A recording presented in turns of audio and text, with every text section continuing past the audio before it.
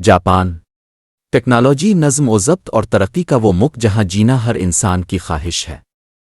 لیکن کیا اب جانتے ہیں کہ یہاں مقیم مسلمانوں کے لیے موت ایک نئی آزمائش بن جاتی ہے؟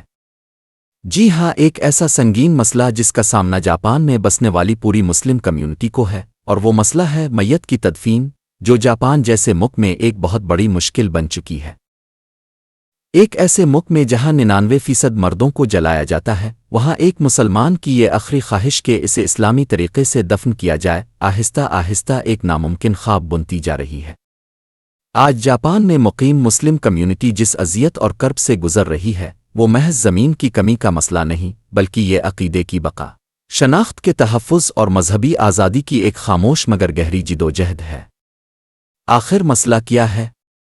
جاپانی قانون خود تدفین سے منع نہیں کرتا، لیکن اصل رکاوٹ مقامی حکومتوں کے بلدیاتی قوانین ہیں۔ ماحولیاتی تحفظ اور زیر زمین پانی کی آلودگی کے خدشات کو بنیاد بنا کر نئے قبرستانوں کی اجازت اکثر نہیں دی جاتی۔ صرف قوانین ہی نہیں، بلکہ سماجی مخالفت بھی ایک بڑی دیوار ہے۔ اکثر مقامی جاپانی آبادی اپنے علاقوں میں مسلم قبرستان بننے کی مخالفت کرتی ہے، کیونکہ وہ تدفین کے عمل کو اپنے ثقافتی اور مذہبی تصورات کے خلاف سمجھتے ہیں۔ اس پر مستزاد یہ کہ ٹوکیو اور اوساکا جیسے بڑے شہروں میں زمین کی قیمتیں اس قدر زیادہ ہیں کہ تدفین کے لیے جگہ خریدنا ایک عام انسان کے بس سے باہر ہو چکا ہے۔ جاپان میں جب کسی مسلمان کا انتقال ہوتا ہے تو تدفین کے لیے جگہ نہ ملنے کی صورت میں جو حالات پیدا ہوتے ہیں، وہ نہ صرف جذباتی طور پر تکلیف دہ ہیں، بلکہ سننے والے کو حیران کر دیتے ہیں، اور سوگوار خاندان پر دوہری قیامت ٹوٹتی ہے۔ جاپان میں گنتی کے چند قبرستان ہیں جہاں جگہ ختم ہو رہی ہے۔ ایسے میں میت کو آبائی ملک بھیجنے کے سوا کوئی چارہ نہیں بچتا۔ لیکن کیا اب جانتے ہیں کہ میت کو بیرون ملک بھیجنے کا خرچہ کتنا ہے؟ 15 سے 20 لاکھ ین۔ یہ وہ بوجھ ہے جو ہر غریب خاندان نہیں اٹھا سکتا۔ کئی بار تو نوبت یہاں تک آ جاتی ہے کہ کئی دن تک میت صرف اس لیے پڑی رہتی ہے کیونکہ دفنانے کے لیے زمین نہیں ملتی۔ جاپان میں اگر تدفین کے لیے جگہ میسر نہ ہو تو سب سے پہلا حل یہ ہوتا ہے کہ میت کو پاکستان، انڈیا یا انڈونیشیا جیسے آبائی ممالک بھیج دیا جائے۔ یہ ایک دلچسپ مگر افسوسناک حقیقت ہے کہ میت کو عام مسافر کی طرح نہیں بلکہ کارگو کے طور پر منتقل کیا جاتا ہے۔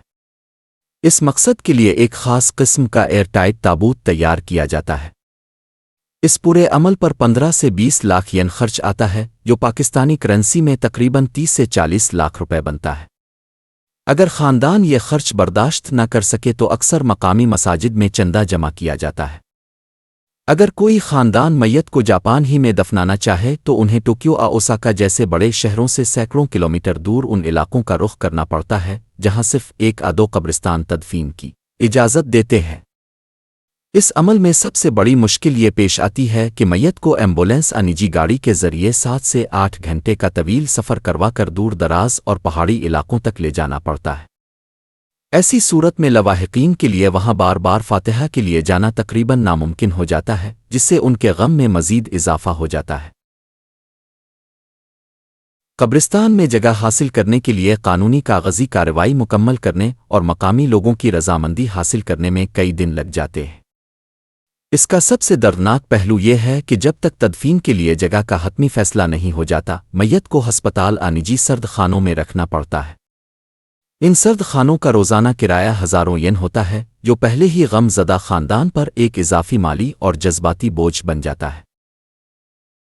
کچھ صورتوں میں مسلمان تنظیمیں ایسی زمینیں خریدنے کی کوشش کرتی ہیں جو شہر سے بہت دور ہوں۔ ایک خاص بات، جاپان میں زمین کی قلت کی وجہ سے کچھ لوگ اس بات پر بھی بحث کرتے ہیں کہ کیا 20-30 سال بعد قبر کو دوبارہ استعمال کیا جا سکتا ہے۔ لیکن اسلامی قوانین کی وجہ سے مسلم کمیونٹی اس پر سخت پریشان رہتی ہے، کیونکہ اسلام میں قبر کی حرمت دائمی ہے۔ سوچئے اس باپ پر کیا گزرتی ہوگی جو اپنے جوان بیٹے کی میت کو دفنانے کے لیے زمین تلاش نہیں کر پاتا اور آخر کار اسے ایک لکڑی کے ڈبے میں بند کر کے ہزاروں میل دور کسی جہاز کے کارگو سیکشن میں بھیجنا پڑتا ہے۔ یہ صرف ایک میت کا سفر نہیں بلکہ ایک باپ کے ارمانوں کا جنازہ ہے جو جاپان کی ترقی یافتہ سڑکوں پر جگہ نہ ملنے کی وجہ سے بے گھر ہو گیا۔ یہ وقت خاموش رہنے کا نہیں بلکہ متحد ہونے کا ہے۔ ہمیں جاپانی معاشرے اور حکومت کے ساتھ ایک بامقصد مکالمہ شروع کرنا ہوگا۔ ہمیں انہیں سمجھانا ہوگا کہ تدفین صرف ایک مذہبی فریضہ نہیں بلکہ ایک بنیادی انسانی حق ہے۔ جاپان میں موجود اسلامی مراکز اور مساجد کو ایک پلیٹ فارم پر آنا ہوگا۔ قانونی راستے اختیار کرنے ہوں گے اور مقامی آبادی کے خدشات کو دور کر کے انہیں یہ یقین دلانا ہوگا کہ ہمارے قبرستان ماحول کے لیے خطرہ نہیں ہے۔ آج اگر ہم نے اس مسئلے پر آواز نہ اٹھائی تو آنے والی نسلیں جاپان میں اپنے پیاروں کی آخری آرام گاہ کے لیے ترستی رہیں گی۔ آپ کی اس بارے میں کیا رائے ہے؟ کیا آپ کو لگتا ہے کہ جاپانی حکومت کو مسلمانوں کے لیے الگ سے زمین فراہم کرنی چاہیے؟ اگر آپ جاپان میں ہوتے اور آپ کے پاس 20 لاکھ ین نہ ہوتے تو آپ اپنے پیارے کو کہاں لے کر جاتے؟ اس ویڈیو کو زیادہ سے زیادہ شیئر کریں تاکہ یہ آواز حکام تک پہنچ سکے۔ مزید معلوماتی ویڈیوز کے لیے ہمیں سبسکرائب کریں۔ اللہ ہم سب کا حامی و ناصر ہو۔